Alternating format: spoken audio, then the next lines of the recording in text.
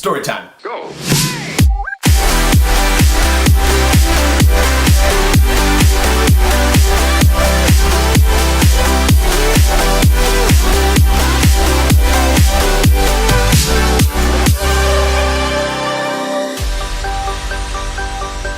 Alright.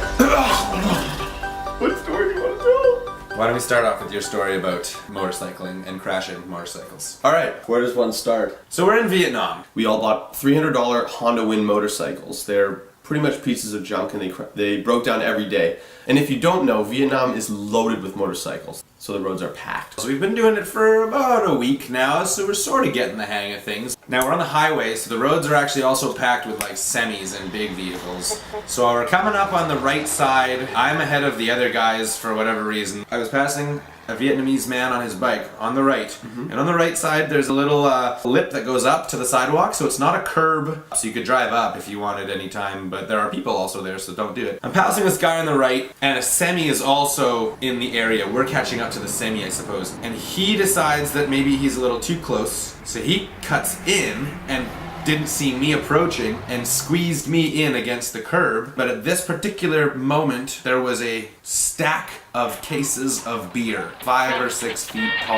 on the side of the road. My handlebar smokes it because I clipped it, I guess. And he hits it head on at about 50 kilometers an hour, and beers explode everywhere, all over the highway. I'm talking like 200-300 beers go flying everywhere, cans are ripping in half. We all pull over like, "Bro, you okay, you okay?" He has one cut on his arm or elbow. He's completely fine other than that, but there's a massive scene of beers everywhere. Basically an entire swarm of people joined us, surrounding us, seeing what the problem was. And we don't speak any Vietnamese, and they started getting mad at us and trying to charge us, and you know, now they can make up whatever number they want to charge us. A Vietnamese tour guide who speaks quite good English happened to be passing by and stopped and was able to speak with us, and we conversed with him and explained what happened, and we're willing to like pay for the damages of beers. And so we do that, and then they're also now complaining about all the beer that's dented. So we said, well, just buy that too and we'll take it with us. It ended up costing maybe like $40 or something. Nothing too crazy, and we got a whole bunch of beer out of it. The funniest thing too is we had to go up to the lady and ask her if she had a bag so we could strap it onto the back So of she our... gave us a giant potato sack. She gave us a burlap sack, Yeah. and we put all our beers in it and drove off with it. Then a whole bunch of beers blew up and exploded and made a big mess. And then 7,000 Vietnamese people came and crowded around us, and it was scary. Okay, story number 2. This is at the very end of our motorcycle journey. So we had been on bikes for almost a month now, and when we're motorcycling, we're either shirtless or like in swim shorts and a tank top. Sometimes we're wearing flip-flops. Max and I have kind of petered off. We're ahead of Alexi and Parker.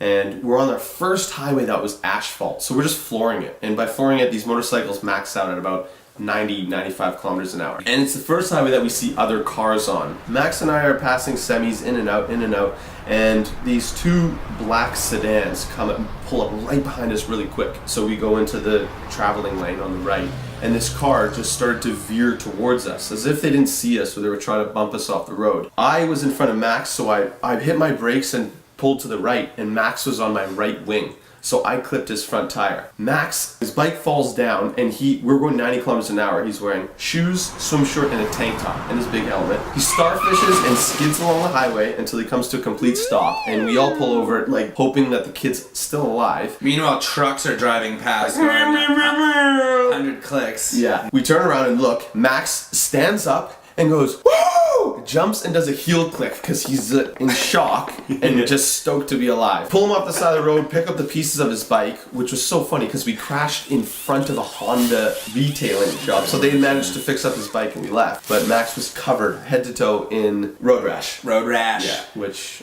looked absolutely awful.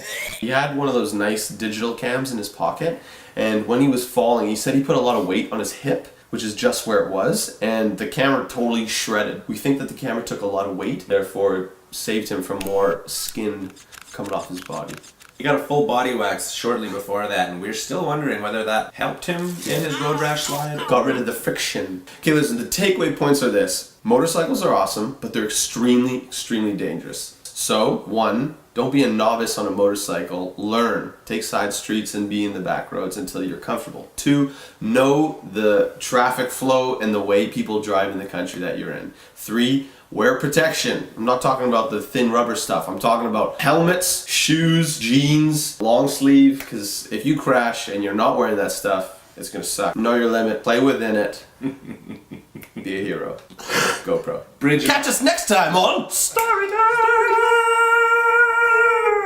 If you like this version of Story Time, hit the like button, share this with your friends. Please leave us a comment, ask us a question. We're starting to read them more and more often, and we're gonna answer yours if you write something good. We are not lazy, I promise. Leave us a comment about what do you want to see out of Story Time. What do you want from me? What do you want from me? What? Okay, sorry. Do you have any like burning questions inside of you that you need to ask us? Go for it. Subscribe. Yeah, subscribe. Goodbye. Makes me feel closer to you now.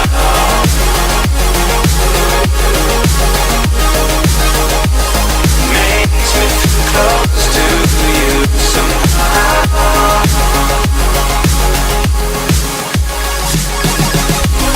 Makes me feel closer to you now.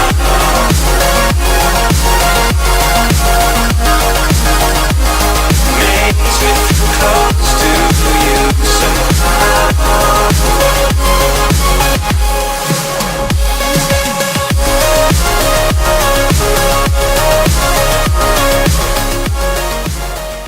And we all have burns and wounds. You can't, no. Oh shit.